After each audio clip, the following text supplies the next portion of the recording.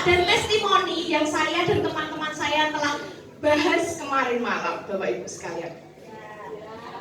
Saya dan teman-teman saya membuat 10 gagasan yang kami singkat menjadi 10M kemarin itu. Dampaknya menjadi 10M seperti itu. 10M ini apabila disimpulkan, itu dampaknya berada pada kreativitas, gotong royong, public speaking, kemudian keaktifan siswa, bernalar kritis, kemudian ada kreatif, inovatif, kreatif. Bentar ya.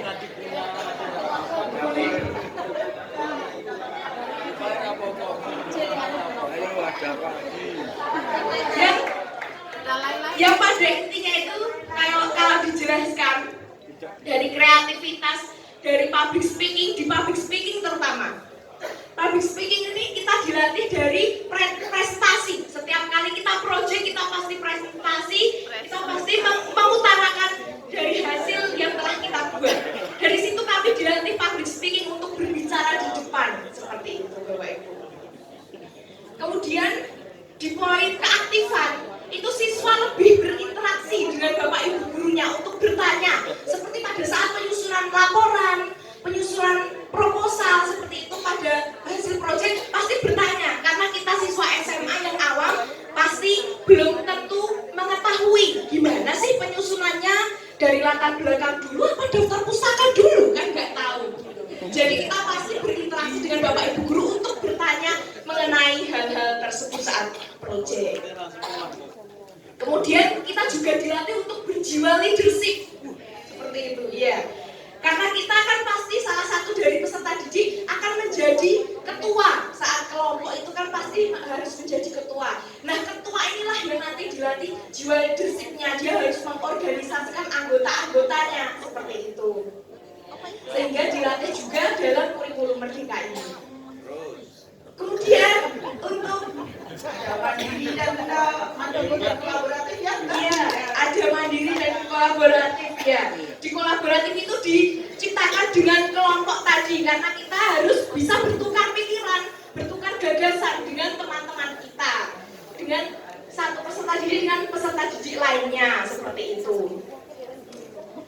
Kemudian untuk kemandirian, ini karena 90% penyusunan itu kan pasti anak didiknya dulu yang membuat semuanya, seperti itu. Nanti Bapak Ibu gurunya membimbing, memberi pengarahan, tapi kan dalam penyusunan pasti semua peserta didik ini kan mandiri. Dia menyusun sendiri, mencoba melakukan penyusunannya gimana sih kayak gitu, nanti baru dikoreksi. Ini salah, ini harusnya latar belakang dulu, bukan daftar isi dulu kayak gitu. Nah kayak gitu, seperti itu. Nah kira profil pelajar Pancasila apa yang sudah dijiwai oleh teman-teman dan Mbak Arvina? Itu kan juga ditulis ya, tapi baru elemennya apa? Oh iya, kemarin itu teman saya yang terakhir itu 10M yang terakhir menuliskan bahwa menciptakan elemen pelajar Pancasila, seperti itu. Nah yang pertama dan utama itu pastinya beriman dan bertakwa kepada Allah Subhanahu Wa Taala dan sesuai keyakinannya masing-masing. Karena apa? Karena kita selalu beribadah sesuai dengan kepercayaan kita masing-masing. Seperti itu. Kemudian kita juga bernalar kritis, bergotong royong saat kerja sama. Kemarin sebenarnya kita juga melakukan elemen tersebut. Kita bergotong royong bekerja sama pada saat melakukan jadi semua elemennya ya Mbak Arvina ya? Iya, sudah semuanya. Iya, berkebinekaan juga, kita berbeda-beda dari provinsi, dari kabupaten yang berbeda-beda. Berarti elemen sudah berada di jiwa peserta didik kita. Tepuk tangan dulu untuk Mbak Arvina dan teman-teman.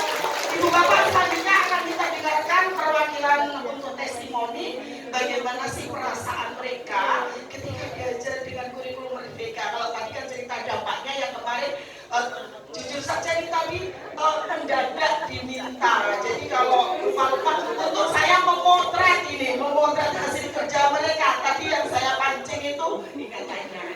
Silakan Mbak Gila untuk testimoni perasaannya ketika diajar dalam kurikulum Merdeka dengan pembelajaran berdiferensiasi Pelajar Pancasila oleh Bapak Ibu Guru ya. Iya. Wakil dari perasaan teman-teman. Siapa wakil?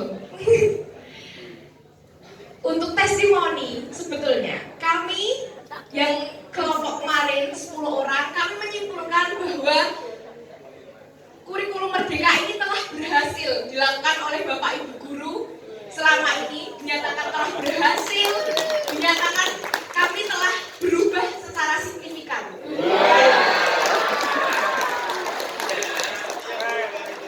Signifikannya di mana? Semakin pintar atau semakin gimana, Mbak?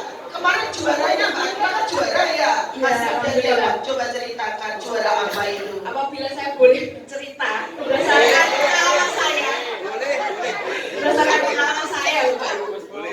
Jadi saya itu di proyek pertama yang bertema kearifan lokal itu saya mengambil judul meningkatkan potensi budaya daerah melalui inovasi kesenian campur sari seraginan rancak menjadi musik yang elegan. Seperti itu Bapak Ibu. Nah, karya ilmiah inilah yang saya angkat pada saat lomba Jambore Pemuda tahun 2022 se-Jawa Tengah. Proyek 1 saya inilah yang saya angkat ke situ dan alhamdulillah mendapat juara 3 saat perlombaan itu. Padahal pada saat penyusunan lomba itu saya tidak berharap lebih gitu. Maksudnya ini proyek saya yang dulu sekali, ini proyek saya yang pertama, tapi saya angkat karena ini budaya gitu. Jambore Pemuda pada saat itu bertemakan kebudayaan dan kepemudaan. Makanya saya ambil di budayanya, saya ambil musik campur sari saya dari proyek pertama.